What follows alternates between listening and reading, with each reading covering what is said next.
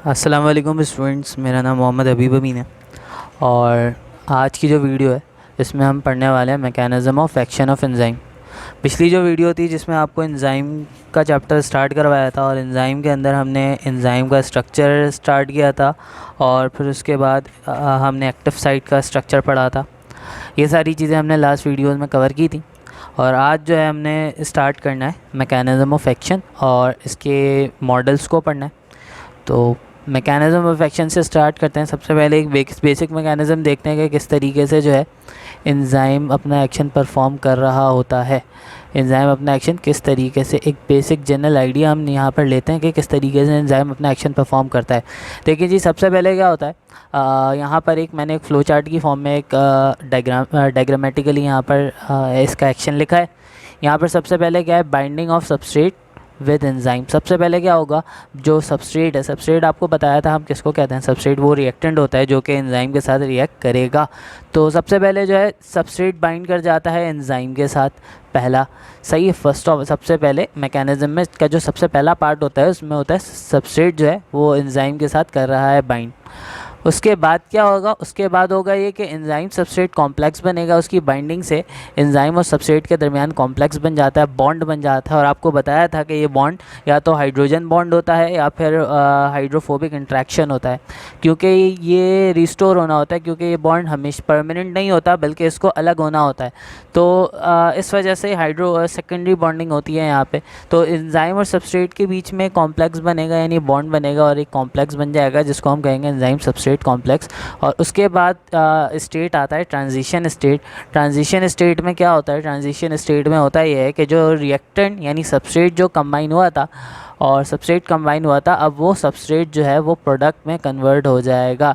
यानी बाइंडिंग के बाद एंजाइम सबस्ट्रेट कॉम्प्लेक्स बनने के बाद जो स्टेट आएगा उसमें क्या होता है, सबस्ट्रेट कन्वर्ट हो जाता है प्रोडक्ट के अंदर।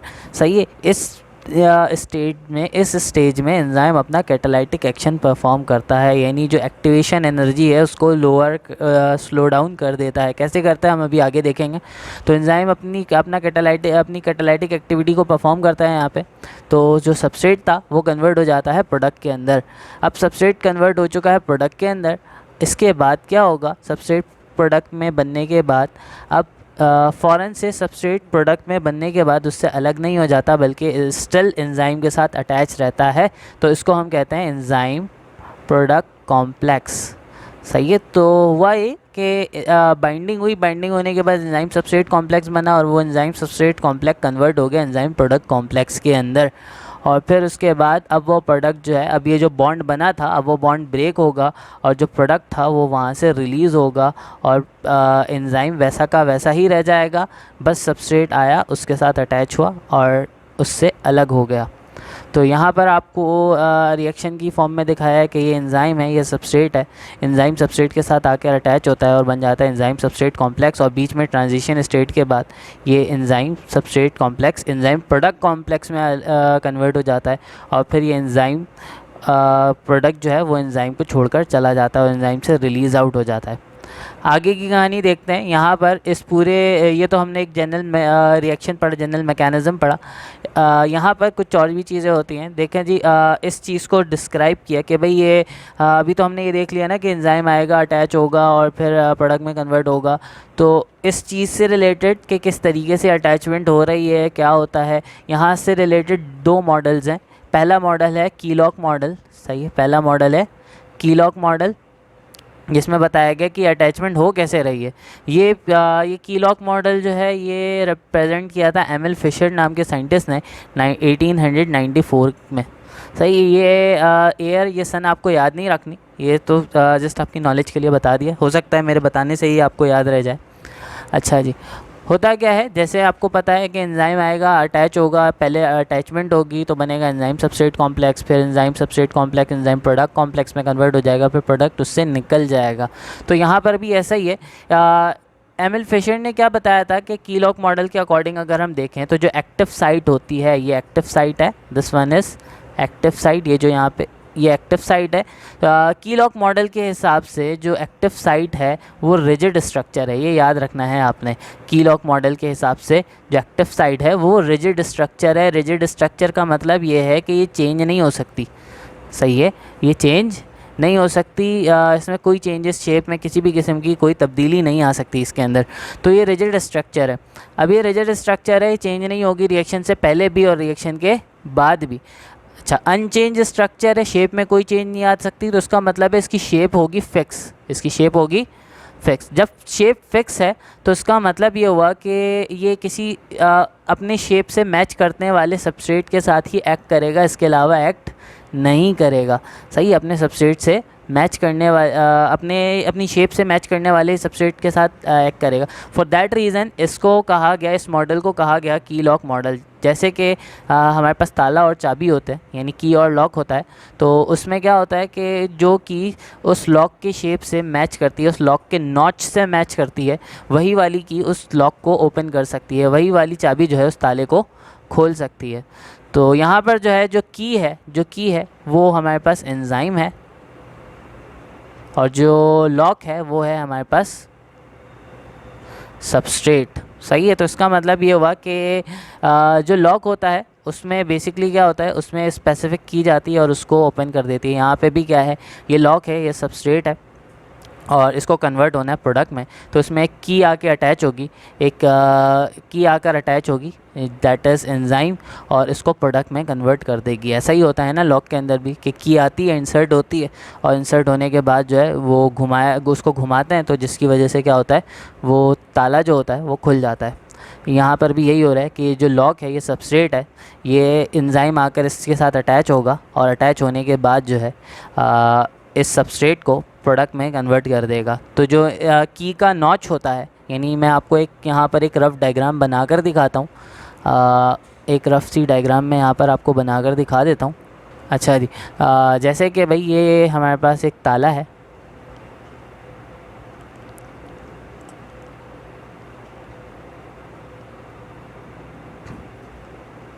सही है। अच्छा, अब इसके अंदर एक होल है इसका। अब ये की है, आपने देखा होगा की में जो डिफरेंस होता है, हालांकि सारी की मेटल की होती है, लोहे की होती है, जिसकी भी होती है, तो उसकी जो शेप है, ये जो शेप नज़र आ रही है, ये जो शेप है, this is the notch of की। तो इसी तरह से अगर हम इसको एंजाइम से कंपेयर करेंगे ना, तो यहाँ पर ये जो नॉच है की का, ये इस शेप के चेंज होने की वजह से अगर ये नॉच चेंज होगा तो वो की जो है लॉक को ओपन नहीं कर पाएगा। इन द सेम वे यहाँ पर हमारे पास इसमें भी यही होता है, यानी लॉक एंजाइम में भी यही होता है कि एंजाइम का जो एक्टिव साइट है वो नॉच ऑफ ई के जैसा है, वो चेंज होगा तो सबस्ट्रेट भी उसके साथ रिएक्ट नहीं करेगा। अच्छा, ये जो मॉडल है, ये मॉडल बिल्कुल सही है, लेकिन ये हर एंजाइम के ऊपर वैलिड नहीं है। यहाँ पर देखें, मैंने यहाँ पर एक मॉडल बनाकर दिखाया है कि एक एंजाइम है, जो ये सबस्ट्रेट आता है, ये इसके शेप के साथ मैच कर रहा है, ये देखें इसकी शेप के साथ मैच कर रहा है, ये सबस्ट्रेट आकर इससे अटैच हो जाता है, बन जाता है enzyme substrate complex. Enzyme substrate complex बन गया, और फिर उसके बाद जो है ये आपको पहले बता दिया कि यहाँ पे ट्रांजिशन स्टेट आएगा, और एंजाइम जो एंजाइम सबस्ट्रेट कॉम्प्लेक्स है वो एंजाइम प्रोडक्ट कॉम्प्लेक्स में कन्वर्ट हो जाएगा, और फिर ये प्रोडक्ट बन के, जो सबस्ट्रेट था ये प्रोडक्ट बन के यहाँ से निकल जाएगा। एंजाइम जैसा पहला था अब भी वैसा ही है, पहले वैसा का वैसा ही रह गया। थोड़ी बहुत चेंजेस यहाँ पे इसलिए दिख रही हैं क्योंकि मैंने हाथ से ड्रॉ किया है, तो अब ऑब्वियसली यहाँ पे कॉपी पेस्ट नहीं किया है, थोड़े से टाइम में यहाँ पे दो चीज़ें ड्रॉ की जिसकी वजह से, वरना एक्चुअल में होता ये है कि एंजाइम जो है बिल्कुल अपनी शेप को चेंज नहीं कर रहा होता। अच्छा जी, इसकी बहुत सारी एग्जांपल है, यानी इसका मतलब ये हुआ कि हर सबस्ट्रेट के लिए स्पेसिफिक एंजाइम होगा, एंजाइम बहुत ज़्यादा स्पेसिफिक होगा, एक एंजाइम जो है वो एक से ज़्यादा सबस्ट्रेट के साथ अटैच नहीं हो पाएगा। तो इसकी एग्जांपल में हमारे पास यहाँ पे मौजूद है सक्रेस, जो सिर्फ और सिर्फ सक्रोज को कैटलाइज़ करता है, माल्टेज जो सिर्फ माल्टोज को कैटलाइज़ करता है, लैक्टेज जो सिर्फ और सिर्फ लैक्टोज को कैटलाइज़ करता है। इसके अलावा भी हमारे पास बहुत सारी एग्जांपल हैं, जैसे कि यूरेज है जो कि यूरिया के रिएक्शन को कैटलाइज़ कर रहा होता है। तो there are various examples in that model as well. तो इस तरह के जो एंजाइम्स होते हैं ना, जो कि की लॉक मॉडल के अकॉर्डिंगली काम करते हैं, यानी जिनका कोई एक ही सबस्ट्रेट होता है, वो कहलाते हैं नॉन रेगुलेटरी एंजाइम। और ये एंजाइम जो है ये बहुत ज़्यादा स्पेसिफिक हैं।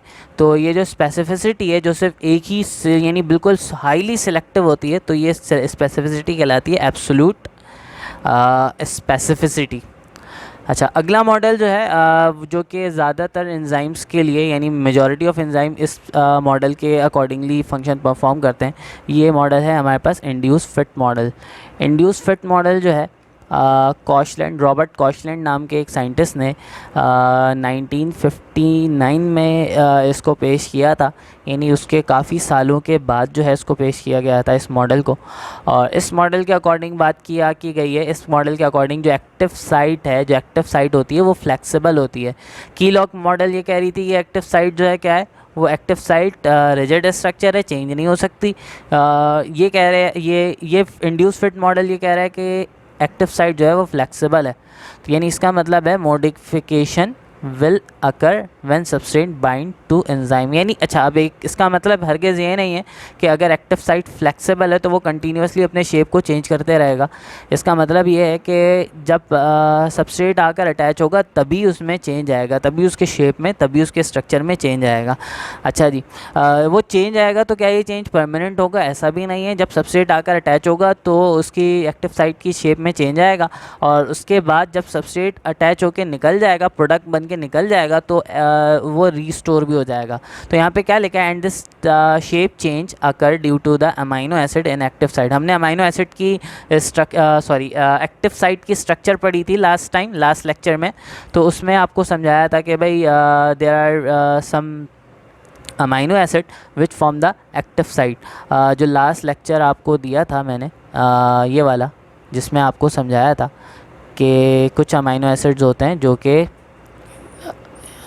दिस वन, कि भाई ये देखें ये एक्टिव साइट है, पार्ट ऑफ एक्टिव साइट्स हैं। ये कुछ अमाइनो एसिड है जो कि जब सेकेंडरी टर्शरी फोल्डिंग होती है, जिसकी वजह से ये सारे अमाइनो एसिड एक साथ हो जाते हैं और एक्टिव साइट बना लेते हैं।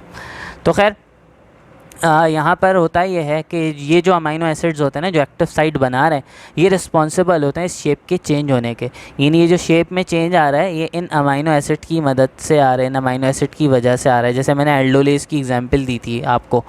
अच्छा जी, इस शेप चेंज की वजह से ही एंजाइम अपनी कैटालाइटिक एक्टिविटी को परफॉर्म कर सकता है। यानी एंजाइम की जो कैटालाइटिक एक्टिविटी है वो इस शेप में चेंज होने की वजह से होती है। यानी ये शेप का चेंज ऐसे ही यूं ही फजूल में नहीं आ रहा होता, बल्कि एंजाइम की जो एक्टिविटी है, यानी एंजाइम जो अपना कैटालाइटिक फंक्शन परफॉर्म करता है वो इस शेप के चेंज होने की वजह से ही परफॉर्म करता है। और जब रिएक्शन कंप्लीट हो जाता है, रिएक्शन कंप्लीट होने के बाद जो है जो शेप चेंज हुआ था वो रिस्टोर हो जाता है। यानी दोबारा से एंजाइम अपने पहले जैसे शक्ल में, यानी जो एक्टिव साइट था वो पहली शक्ल में वापस आ जाता है। जैसे मैंने यहाँ पर दिखाया कि ये प्रोडक्ट है, ये रिएक्टेंट है, सबस्ट्रेट है, जो आकर अटैच हो रहा है किसके साथ, एंजाइम के साथ। देखें अभी ये एक्टिव साइट का जो शेप है वो कुछ और है, और जैसे ही प्रोडक्ट आके अटैच हुआ ये एक्टिव साइट की शेप में आ गया चेंज आने के बाद ये एंजाइम सबस्ट्रेट कॉम्प्लेक्स बन गया, और एंजाइम सबस्ट्रेट कॉम्प्लेक्स बनने के बाद एंजाइम प्रोडक्ट कॉम्प्लेक्स बन गया। तो इसके बाद यहाँ तक जो है शेप चेंज रहता है, और फिर उसके बाद जब वो प्रोडक्ट रिलीज़ हो जाता है, यानी अब यहाँ पे एंजाइम का शेप जो है बिल्कुल अपने पहले वाले शेप में आ जाता है। यानी एक्टिव साइट का जो शेप है वो अपने पहले वाली शेप पर आ जाएगा।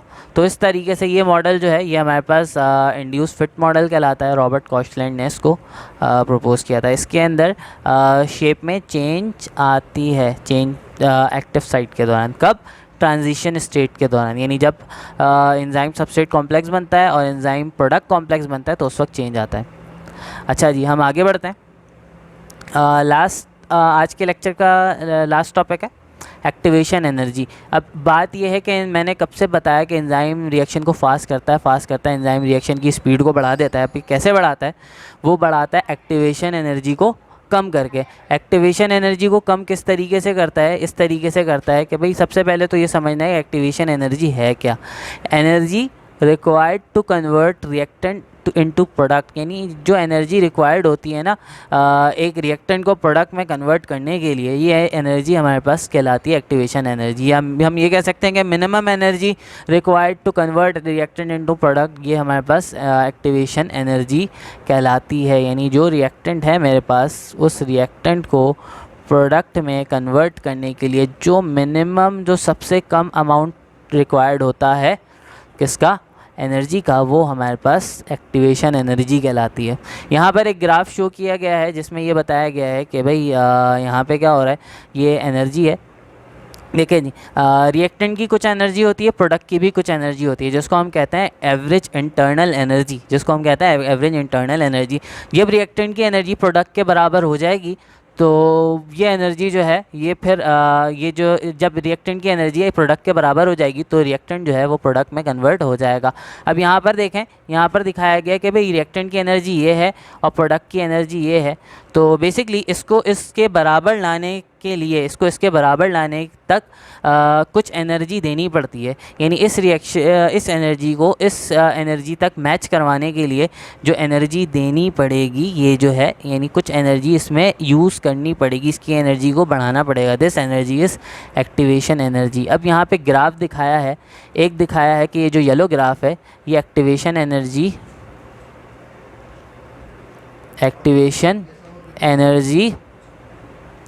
विद एंजाइम है, विद एंजाइम है, और ये है विदाउट एंजाइम, ये है विदाउट एंजाइम। तो आप देख सकते हैं कि भाई विदाउट एंजाइम एक्टिवेशन एनर्जी ज़्यादा लग रही है as compare to with enzyme. यानी एंजाइम ने क्या किया, एक्टिवेशन एनर्जी को कर दिया है कम। आपको पता है कि हम नॉर्मल लाइफ में किसी भी रिएक्शन को करवाते हैं ना, तो जैसे कि ए को कन्वर्ट करना है सी के अंदर, ए को कन्वर्ट करना है सी के अंदर, तो इसमें हम हीट दे देते हैं। लेकिन हम सेल में, अपनी बॉडी में ये काम हमारी ऐसा हो नहीं सकता, क्योंकि हमारी बॉडी का टेम्परेचर रहना चाहिए फिक्स। क्योंकि हमारे सेल के अंदर बहुत सारे ऐसे प्रोटीन्स हैं जो कि थर्मोलिबाइल होते हैं। थर्मोलिबाइल का मतलब है जो हीट के ज़रिए से, हीट के बढ़ने की वजह से डिस्ट्रॉय हो जाते हैं। तो थर्मोलिबाइल होते हैं ये सब्सटेंसेस। क्या होते हैं, अगर हीट बढ़ेगी या जिसकी वजह से ये सब्सटेंसेस, ये प्रोटीन डिस्ट्रॉय हो जाएंगे, तो हीट बढ़नी नहीं चाहिए। तो उसी हीट पे, कांस्टेंट हीट पे रह के काम करना है। तो एंजाइम क्या करता है, एक्टिवेशन एनर्जी यानी इस एनर्जी की रिक्वायरमेंट को कम कर देता है, ताकि कम से कम एनर्जी के अंदर रिएक्टेंट के दरमियान कोलिजन जो है, रिएक्टेंट के दरमियान होने वाला कोलिजन जो है उसमें वो प्रोडक्ट में कन्वर्ट हो जाए। एज़ यू नो कि भाई ये दो रिएक्टेंट है, जैसे कि मैं यहाँ पर दिखाता हूँ, ये दो रिएक्टेंट है, एक है ए, इनके दरमियान कोलिजन होगा और कोलिजन के बाद ये कन्वर्ट हो जाएंगे प्रोडक्ट के अंदर। तो भाई इस कोलिजन को चाहिए होती है एनर्जी। तो बेसिकली अभी इस डिबेट पे अभी मैं इसको इतना ज़्यादा डिटेल में डिस्क्राइब नहीं करूँगा। बस आप इतना याद रखो कि भाई इफ़ेक्टिव कोलिजन की वजह से जो रिएक्टेंट होता है वो प्रोडक्ट में कन्वर्ट हो जाता है। इतनी चीज़ें याद रखनी है। तो इस कोलिजन के लिए एनर्जी चाहिए होती है। तो बेसिकली एंजाइम क्या करता है, एंजाइम जो एनर्जी चाहिए होती है ना, उसकी एनर्जी की रिक्वायरमेंट को कर देता है कम। एनर्जी ने क्या किया, तो इस कम से कम एनर्जी के अंदर ही इफेक्टिव कोलिजन होती है, और जिसके बाद जो रिएक्टेंट होता है वो प्रोडक्ट में कन्वर्ट होना शुरू हो जाता है। वो रिएक्टेंट जो है वो प्रोडक्ट में कन्वर्ट होना शुरू हो जाता है। तो पहले विदाउट एंजाइम ज़्यादा एनर्जी रिक्वायर्ड थी, अब विद एंजाइम जो है एनर्जी कम से कम रिक्वायर्ड है। तो यहाँ पर देखें कि आपको यहाँ पर क्या नज़र आ रहा है कि देखें यहाँ पर जो रिएक्टेंट ए है उसको रिएक्ट करना है बी के साथ और कन्वर्ट होना है ए बी में, ये प्रोडक्ट है। तो एंजाइम क्या करता है, देखें जी, सबसे पहले एंजाइम जो है इस रिएक्टेंट ए की एनर्जी अलग है, इस रिएक्टेंट बी की एनर्जी अलग है। तो इसको इसके साथ बाइंड होना है, तो इसको बाइंड होने के लिए इन दोनों की एनर्जी का मैच होना ज़रूरी है। तो एंजाइम क्या करता है, पहले ए के साथ बाइंड करता है और बना लेता है ए ई कॉम्प्लेक्स, यानी एंजाइम सबस्ट्रेट कॉम्प्लेक्स बन गया। सबस्ट्रेट क्या है, ए है, और ये एंजाइम, इनके दरमियान कॉम्प्लेक्स बन गया। तो ये ट्रांजिशन स्टेट आता है, ए ई ट्रांजिशन कॉम्प्लेक्स कहलाता है ये। अब जब ये ब्रेक होगा ना, जब ये टूटेगा, जो इसके टूटने की वजह से इतनी एनर्जी रिलीज़ होगी कि ये ए जो है अब बी के साथ बाइंड करने के काबिल हो जाएगा। तो देखें ये पहले बना ए ई कॉम्प्लेक्स बनने के बाद जो है ये जब ब्रेक हुआ तो अब ए बी कॉम्प्लेक्स बन गया। ए बी कॉम्प्लेक्स से ए बी कॉम्प्लेक्स ये हमारा प्रोडक्ट था, यही डिज़ायर्ड प्रोडक्ट था ना, और एंजाइम यहाँ से अलग हो गया। तो इस तरीके से जो है एनर्जी होती है, इस तरीके से एनर्जी चेंजेस आती हैं, और इस तरीके से जो है एंजाइम जो है अपना कैटालाइटिक एक्शन परफॉर्म करता है। तो आई थॉट आज के लेक्चर के लिए इतना काफ़ी है। इंशाल्लाह आगे की कहानी यानी आगे की चीज़ें, आगे के टॉपिक अगली वीडियो में डिस्कस करूँगा। होपफुली आपको आज का टॉपिक समझ में आया होगा। Thank you so much. अल्लाह हाफ़िज़।